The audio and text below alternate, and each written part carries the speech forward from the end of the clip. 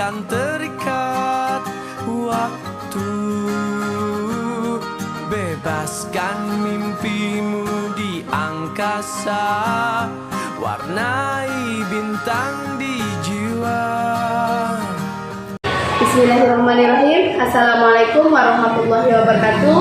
Bersama saya Zuria, calon guru penggerak angkatan 9 dari SD Negeri 92 Kota Jambi. Hari ini saya tidak sendiri, tapi saya bersama Ibu Sukri Hesti. Beliau adalah guru kelas 5 di SD Negeri 92 Kota Jambi. Assalamualaikum Ibu.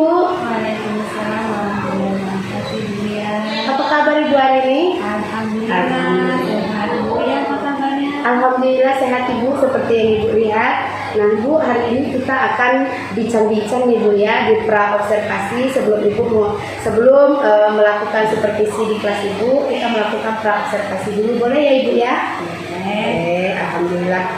Nah, tujuan kita melakukan supervisi hari ini untuk mengetahui dan juga mengevaluasi jalannya proses pembelajaran yang akan Ibu lakukan di dalam kelas nanti.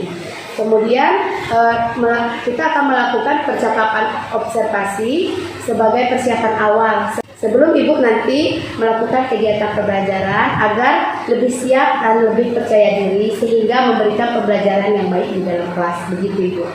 Nah, ada beberapa pertanyaan Ibu yang akan saya sampaikan kepada Ibu. Yang pertama, tujuan. Kira-kira nih apa tujuan pembelajaran Ibu yang ingin Ibu capai di dalam kelas Ibu nanti? Berdasarkan rancangan pembelajaran yang saya tuliskan, ada 3 tujuan pembelajaran yang saya buat di sini ya. Yang pertama, peserta didik dapat mengidentifikasikan peran makhluk hidup pada rantai makanan.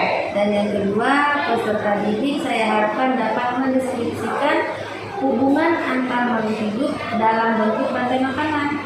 Dan yang ketiga, saya harapkan peserta didik dapat mendeskripsikan hubungan makhluk hidup pada jaring-jaring makanan.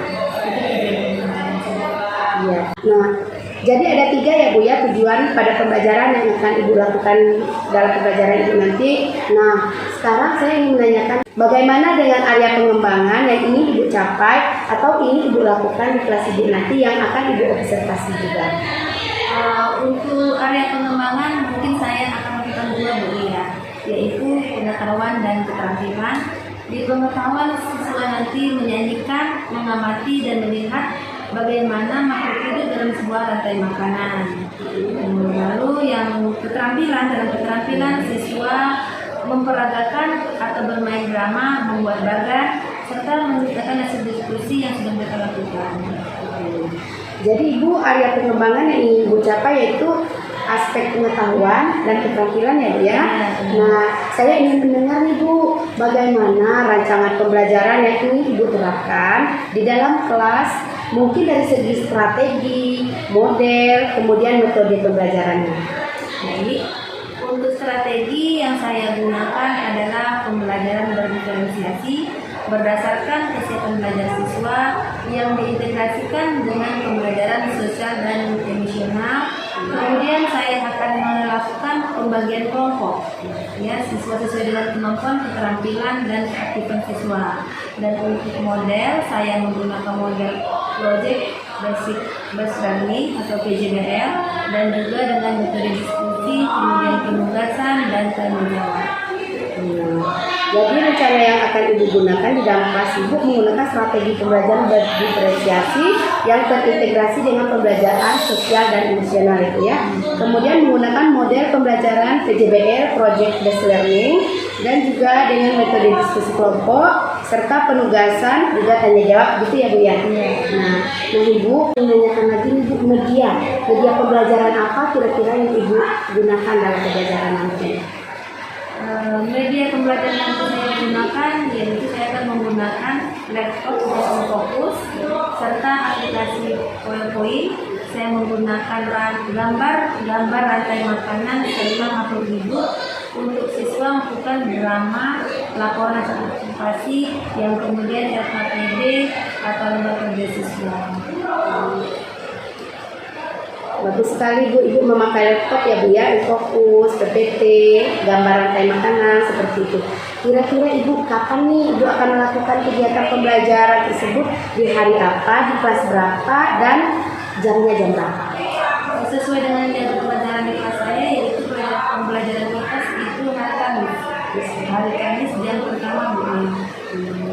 Nah, jadi nanti Ibu ngajarnya hari Kamis jam pertama di kelas 5A ya Bu ya? Iya. Nah, saya akan datang Bu ke kelas Ibu. Saya akan melakukan supervisi kelas, melihat Ibu mengajar, dan juga mencatat hal-hal apa saja yang Ibu berikan di dalam kelas yang terjadi di dalam kelas Ibu nanti. Nah, nanti setelah Ibu melakukan kegiatan observasi ini atau pembelajaran di dalam kelas, kita ada percepatan terakhir ya Bu ya, yaitu pasca observasi. Nah, Ibu sebelum kita akhiri, kira-kira apa nih yang Ibu dapatkan dari hasil percakapan kita hari ini? Saya mendapat gambaran media apa yang akan saya gunakan nanti Bu Lia, yang akan saya persiapkan dari sekarang, karena dengan percakapan ini timbul ide-ide saya untuk menentukan segala sesuatunya untuk pembelajaran nanti. Terima kasih Ibu atas waktunya dan sudah bersedia berbincang-bincang dengan saya di percakapan pra-observasi kita hari ini. Sampai bertemu di kegiatan observasi dan pasca observasi nanti. Nah, Ibu kita cukupkan sampai di sini dulu. Terima kasih atas waktunya ya Ibu ya.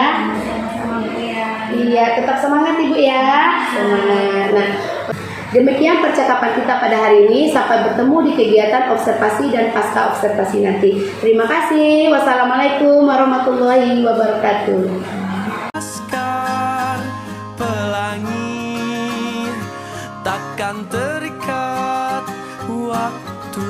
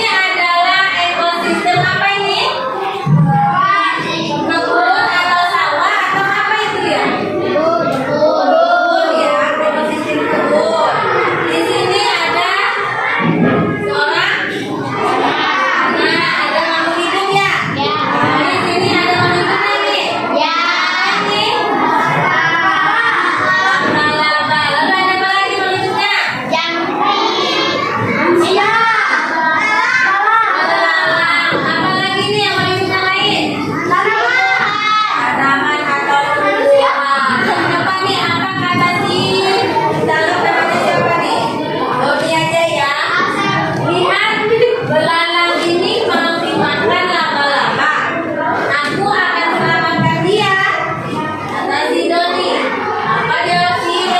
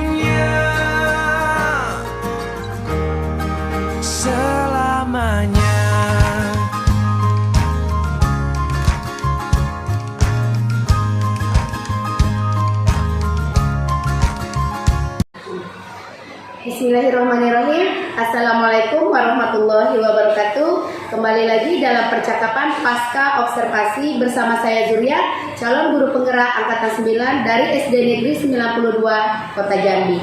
Saya masih ditemani oleh Ibu Supriyesti, guru yang telah diobservasi dalam kegiatan supervisi akademik kali ini.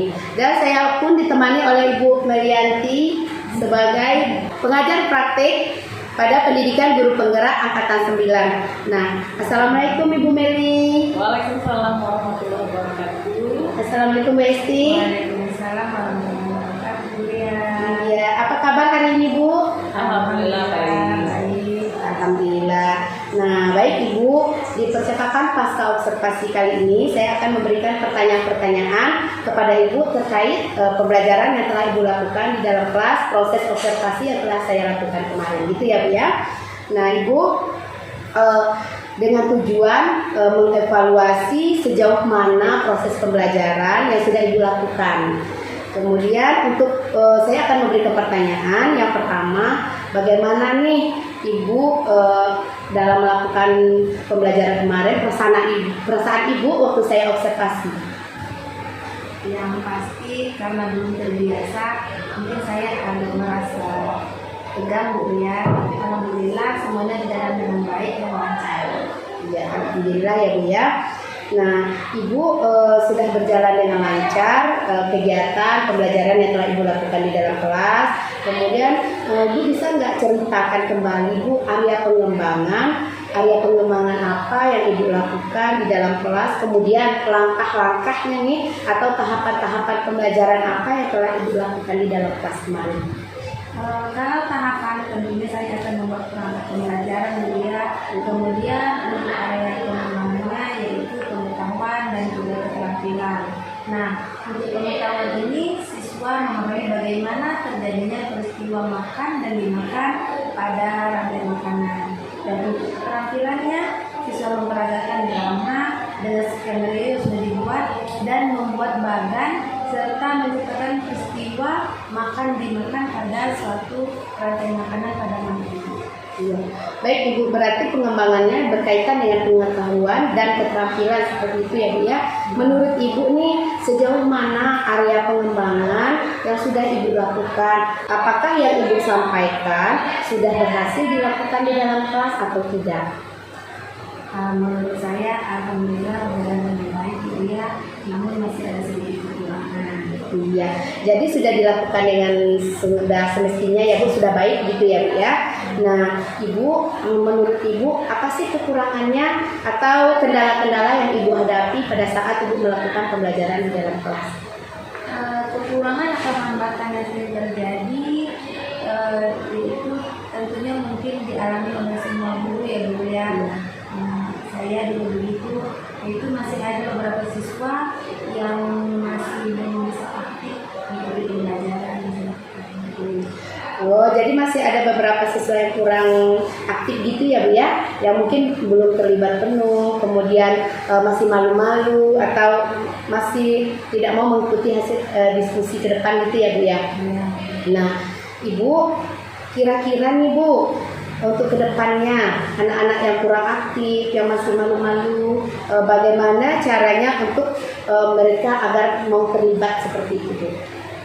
Dengan sikap begitu mungkin saya kedepannya lebih memperhatikan lagi, memberikan pembelajaran senyaman mungkin kepada siswa saya agar mereka tidak malu lagi. Mungkin karena masih malu-malu dulu ya, kedepannya mungkin lebih diperhatikan lagi, memberikan pembelajaran senyamannya kepada siswa saya agar mereka tidak malu, atau pembelajaran selalu memperhatikan gaya belajar siswa seperti gaya belajar visual, auditori, atau kinestetik begitu Bu ya.